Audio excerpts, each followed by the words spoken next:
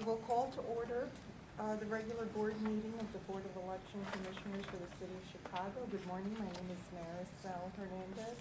I'm the chairwoman. Seated to my right is Commissioner William Kresse, and to my left is Commissioner Jonathan Swain. The next item on the agenda is the consideration of the agenda. Are there any edits or changes? If not, we'll proceed with the reorganization and the election of the chairperson. Is there a motion? I make a motion to nominate Marisel Hernandez as the chairperson of the Chicago Board of Elections. And it would be my honor to second that motion. There's been a motion and a second. Is all those in favor? Aye. Aye. Great, and thank you. Next on the agenda is the election of the secretary of the Board of Election Commissioners. And I would nominate William Kresse as secretary of the Chicago Board of Election Commissioners. And I wholeheartedly second that motion. Is all in favor? Aye. Aye. And congratulations, Commissioner. Thank you. Congratulations, Chairwoman. Thank you. The next item is the adoption of the bylaws, and as I understand, Mr. Lasker, it's the identical bylaws as in from the That's previous. correct. They seem to be working pretty well for us. I haven't received any suggested changes, so we've just put them through the same. Okay. Is there a motion to approve the bylaws? So moved. Is there a second? Second. All those in favor? Aye. Motion passes and the bylaws are approved. And now we will continue on with the approval of the regular board meeting minutes of January 9th, 2018. Is there a motion to approve? So moved. Second? Second. All those in favor? Aye. Motion passes and the minutes are approved, and we will also, have the minutes of the special board meeting of January 16, 2018. Is there a motion to approve? So moved. Second? Second. All those in favor? Aye. Motion passes and those minutes are approved. Next is the Executive Director's report. Mr. Gough. Thank you, Madam Chairwoman, and congratulations again on the new appointment. Thank you. Just to give some updates to the board members. First of all, 16 West Adams, our new space, the electricians have finished with it. It's all we need is to have it cleaned and put our furniture in, and we're ready to go once we get a ballot. So 16 West will be operational for early voting. So I just want everybody to be aware of that. Dean Ftikas did a great job with the city electricians to have everything put together. He's right now getting the permits for that location done. So I just wanted to let the board members know that. Second item, and on Wednesday, February 7th, Mr. Allen and myself went down to Springfield in favor of House Bill 4469. That was the one about voting in the jail and being released. I don't know if all three board members got copies of the bill. I've been sending them out. I believe so, but I'm not a copy of her. But I think it went very well. In fact, there were several, when we had the press conference down there, several state senators and representatives have given us information that they're all in support. So I think it will pass. So I'm very happy about that. Everything else seems to be going well. We have our packages for our pretrial detainees that were put together this weekend, being sent over to 26 and Cal. And overall, the warehouse, they're up and running. They worked this weekend. They had some items that they had to finish cleaning up. So I think we're in pretty good shape. We do have some issues because we don't have a ballot yet, and hope to talk to the board members about that later on. Any questions? If there are none, we'll proceed with Mr. Holliday. Good morning. I'm so sorry. Can I? Oh, I'm sorry. In my report, I have a representative from Equip for Equality. Oh, It shows you how bad things are, okay? We're all so busy. Mr. Gough is doing a wonderful job, and Adam as well, and I hope you're doing better. and if you could just identify yourself. Tracy Hartley, I am with Equip for Equality, and we're working with the Chicago Board of Elections Commission to help ensure that all polling places in the city of Chicago are accessible to people with disabilities. Since our last board meeting, Mr. Gough and Adam and a number of other people from Chicago Board of Elections met with Equip for Equality at our offices and the Justice Department to give them an update on how we're doing with the accessibility issues at polling places. And for the March 20th election, our hope is to be working toward some of the temporary remedies being implemented at polling places across the city. We're doing all kinds of things, and so are they, thankfully, helping us. I just came a little bit late because I was downstairs on the 6th floor working with data entry workers who are inputting information from the 2016 election into that electronic survey that we mentioned to you at the last meeting. They're inputting that so that in the future we'll be able to go back and compare current data to what we first saw when we first accessed these polling places. So we're working really well with Mr. Gough and Adam and the team and proceeding on our project. Does anyone have any questions? Is the app that was being developed, is that up and running?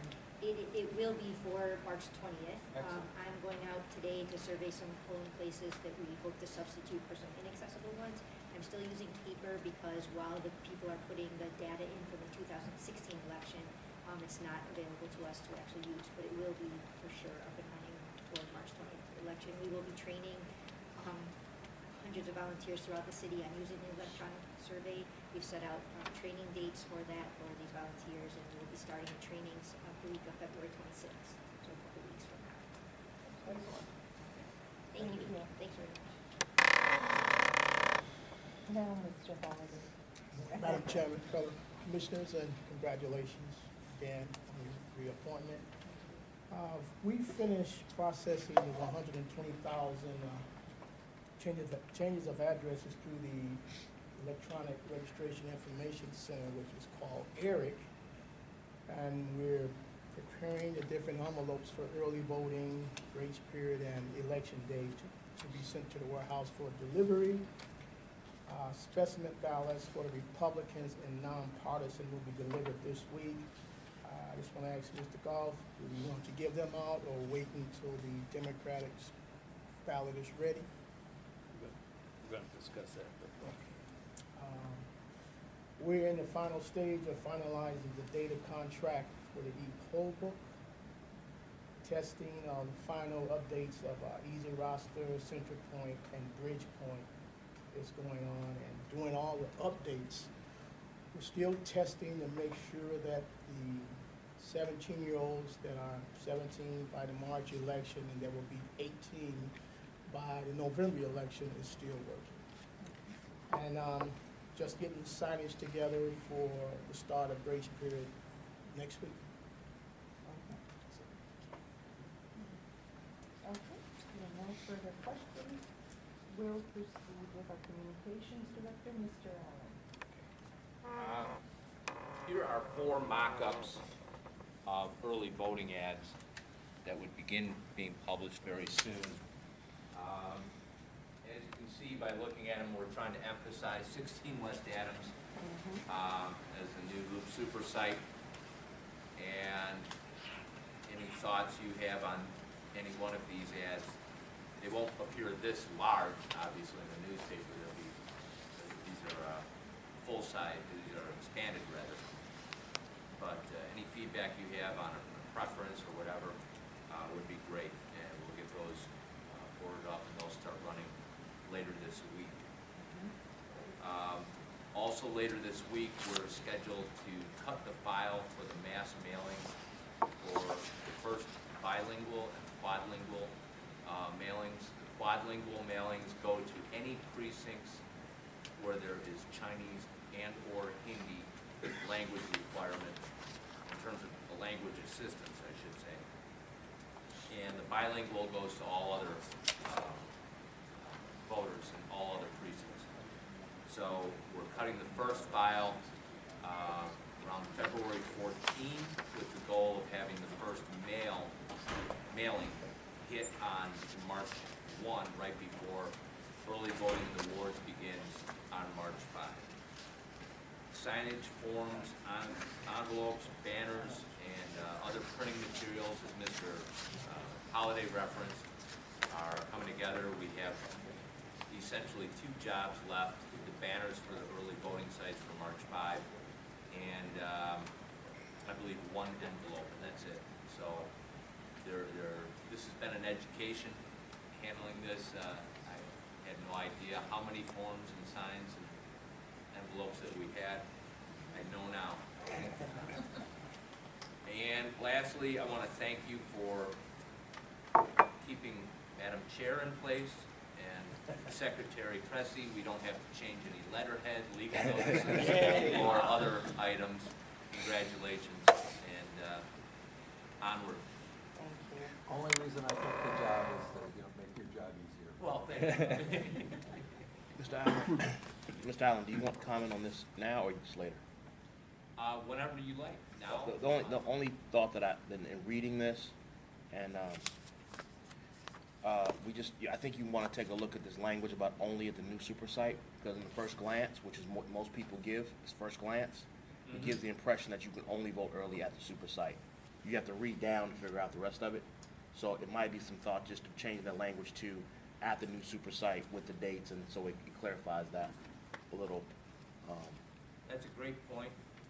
This is only an ad that will run during that time when we're limited to 16 West Ave. No, I got that. Guess what I'm saying is, it still will be communicating, and in my first glance, again, I play around with flyers a little bit in my day job, but on first glance, all it tells me is that you can only vote at the super site. Even though I understand your point when you read the rest of it, I think it's important to make sure in the Instagram era that we communicate messages and images that communicate everything. Just a thought. I thought the same thing, and maybe somehow, put in like, for now, only at the, or something like that, because it does look contradictory, you say only at, and then down below something. But let's. We can talk about it think afterwards, but. Is it possible for any of the TV stations to show this, as a... We will have a news conference on the first day on, I believe, February 21st. That's how it's sizing up. But before that, as far as TV coverage, I don't know that they will offer anything up until the morning of, and say, before the news conference, saying, Well, February 21st would be, fine, yeah. But I'm just thinking that it would, if there's any way that the news would be able to use, this, and they could publish it, on TV. Make a PSA out of it. Something. Right, Yeah. right. okay, One other quick thing goes around. The 16 West Adams, the entrance is only off of Adams, not Yes. off the state, right? Adams zone. Okay. I'm just wondering if also if, State and Adams, I think, more than the numerical address. The problem is, if you go to the corner of State and Adams, you really can't see it, because the building, it doesn't stick out. Plus, that could be across the street. Yeah. Yeah. But we're gonna have, we are able, they have a big window at the front entrance where we're gonna put a huge sign there, so that you'll be able to see it once we get it up and running. Okay, very good. Okay. thank you. So thank you. I think overall, they're wonderful. We can adjust. Is that it? That's all. Okay. We'll next proceed to old business, infrastructure projects, and changes in election administration. I believe that's ongoing. Yes, it is. It is ongoing. Electronic poll books. Mr. Ryan, is there anything? I think Mr. Holliday already touched on things proceeding in the warehouse. It looks like everything's on track. We plan on doing the initial data cut around February 26th to be loaded on the poll books. But everything's on track.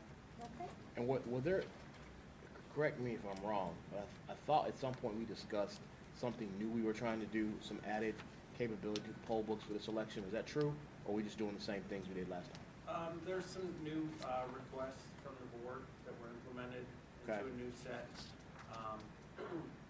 finished the development on that over the summer, and then we did the mock election, I think in November, mid-November, completed the mock to test everything and lock it down. And we're in the process of installing that new version of Easy Roster poll books now at the warehouse. One of the key items that we tried to adjust was to reduce user error. What we had were, the vast majority of precincts were saving each and every record, but in some precincts, they were simply checking in the voter and then going back in the screen sequence, so it was not saving all of the records. So that created a problem where we had to go back and find in paper applications where they hadn't saved the record. So now, in order to go back, you actually, there are several steps you have to follow, and it's immediately got a prompt asking you, are you sure you want to do this? So that was probably one of the biggest changes that we made. So it'll avoid that problem where there's a false image that looks like a bunch more votes were cast than voters came through. Yeah, that's a big issue, saving all the records as much as possible. Once they get to signature verification, if they would try to go backwards, they actually have to enter a password to go backwards. So it's pretty clear. We've added some color to the buttons as well so that it's clear to the poll worker that the next operation to check somebody in is essentially to hit the green button. So some visual cues as well as some protections put in place. And I assume with all these changes and everything else, we're constantly keeping security of the system as a guidance. Yes, sir. Everything's encrypted. The data is encrypted on the poll books. And as well as production and other things such as social security numbers and what's actually available on the poll book. Those measures were put in place as well. Very good. Thank you, Jeff. Okay. Next item is voting equipment, and we are continuing in that process, evaluation process. Legislation. Mr. Lasker? Yeah, some things have started to happen. As Lance reported, he and Jim went down to Springfield on that great bill for pretrial detainee voting. Another bill that would help along those lines is for automatic voter registration for people as they're leaving incarceration. They want to add the Department of Corrections to the agencies that provide automatic voter registration and have that be an automatic part of discharge. There's a bill that's been proposed that would allow 16 and 17-year-olds to register to vote, and then their registration would be held in abeyance until they're old enough to actually vote. So again, just another effort to start them off early. Another bill has been introduced that would require schools to close if they've been selected as a polling place. There might actually be a little support for that this time. We shall see. Another one of interest is it would eliminate Illinois from participation in cross-check, and would have ERIC be our only voter registration information sharing system. And then House Bill 2401 would implement a voter ID law to require people to use IDs in the polls. The Secretary of State would actually create a new kind of ID. It would be an ID for voting only that would be used for people who do not have a driver's license or a state ID. There would still apparently be a fee for that ID, which could be waived. But every single voter would be required to present government photo identification on the way into the polls. Who introduced that bill? Yeah, I was just going to. A Republican, I don't remember his name at the moment, I'm sorry. Okay. I'll get that back to you. Yeah, I have a lot of trepidation about that. Wisconsin adopted that law a few years ago, and there have been studies as to the impact it had on the 2016 presidential elections, and the data is not very good if you're in favor of shorter lines, if you're in favor of greater access to voting. The data is not very good out of Wisconsin. What's the current status of litigation on that law in Wisconsin? Last I heard, it was still that case is still sitting in the Supreme Court, awaiting decision. They've had their arguments, but yeah. And so these are all new, and then we'll keep tracking as they go. Okay. And at what point in time will we have to render an opinion on these? Typically, we render opinions on Right, these. right. At what point in time will we be doing that? We've Whatever been, you'd like. we've been asked to give an opinion on all but the voter ID law. All but? No, Yeah. that one as well. Oh, yeah. Yeah, We've been so- asked for an opinion on that. yeah. So we could talk with you to render an opinion, or, I'm a little unfamiliar, we haven't done that yet in my tenure here. Could you send out the respective bills and then I guess we Absolutely. can weigh in via Yeah. email Yeah. separately at a later time? Yeah, I do apologize, I was, the latter half of last week was gonna be some time for me to spend focusing on all this new legislation, and I have been really wiped out, since then. Plus you're that 1 week, Well, that's the least of my concerns right now. But thank you. Oh, and the last thing I did want to say is, again, congratulations, Chairwoman, congratulations, Secretary, but also Commissioner to another term. So, Sure. thank you. Appreciate it. Yeah. Okay, so now we'll proceed to new business, and we have two contracts for consideration and approval. The first one is a contract with 3X Data Corporation. Mr. Gough? This is something that I discussed with the board members a couple of weeks ago. They've already started setting up for our mailing as soon as we get the final ballot in. It's, you got the, hold on, I'm sorry. The absentee ballot for fulfillment is $96,430. Provisional ballot fulfillment is $57,268. A total cost of this contract is $153,698. And we've used 3X Data in the Many past times. On this exact Yes. same issue. Yes, and our experience has been satisfactory. very satisfactory. And this is for the primary only? This is for the primary only. Okay. So no further questions. Is there a motion to approve the contract with 3X Data Corporation for the period of January 30th, 2018 through March 31st, 2018 in the amount of $153,698, and it is for absentee and provisional ballot fulfillment for the 2008 primary election. So moved. Is there a second? Second. All those in favor? Aye. Motion passes and the contract is approved. We also have a contract for consideration regarding laptop leases. Mr. Gough? This is the same, Laurel, is this the same company we leased before? That we leased laptops? It's hard to find somebody who will lease laptops to an agency. And they're leasing the amount, Laurel, was it 200? 200 laptops. The total price is $29,354.25. And is this for use in early This voting? is for the primary election. It'll be used here in Election Central. It'll be used in early vote all over. We'll be using them all over at 16 West Washington. And then is this just the hardware, or is certain software expected to be? Software's already included in that. Okay, and is it specialized software, and like in the case of, What we add we add some of our software to it for protections on our early vote stuff. okay, so there's some baseline software that's required to be Yes. provided, And it's in, and then there's other software that we add to it. correct.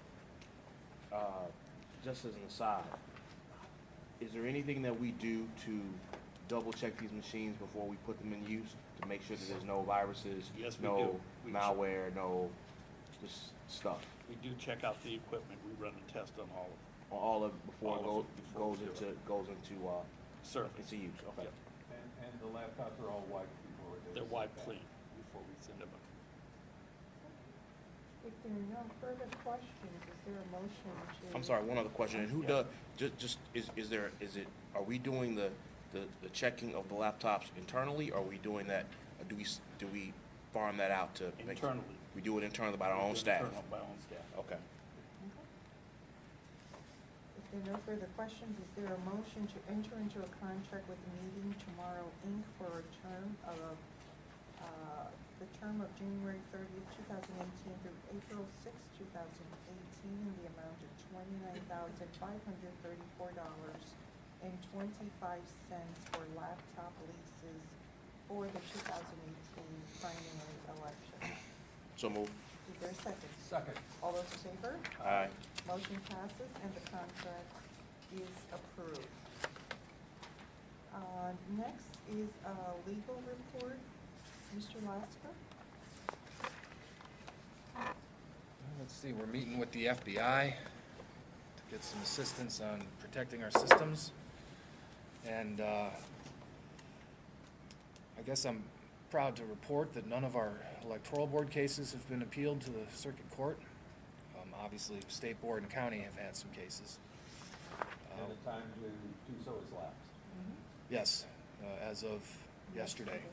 So unless late service comes in. And then we are in the appellate court right now on the write-in case, where there was a write-in candidate who failed to file a declaration with us. The election code says we're only allowed to count the write-in votes of candidates who do file with us. A second candidate has filed an amicus brief to try to join in at the appellate court level. Briefing was completed as of yesterday, so we should get a ruling pretty soon. And at this point also, we'll have a brief executive session today to discuss some other litigation. Okay. There is no financial report today. I did not receive any requests for public comment. And so is there a motion to enter into executive session for the purpose of discussing imminent litigation as allowed by Section 2C11 of the Open Meetings Act? So move. Is there a second? Second. All those in favor? Aye. Aye. We will proceed now into executive session and return to open session. We will not take any action in executive session. Thank you. Okay. We are back in open session. The board took no action in executive session. And we have no further business, so I will entertain a motion to adjourn until our next regularly scheduled meeting on February 27th, 2018, unless there is a call of the chair for an earlier meeting. So moved. Second? Second. All those in favor? Aye. Meeting adjourned. Thank you.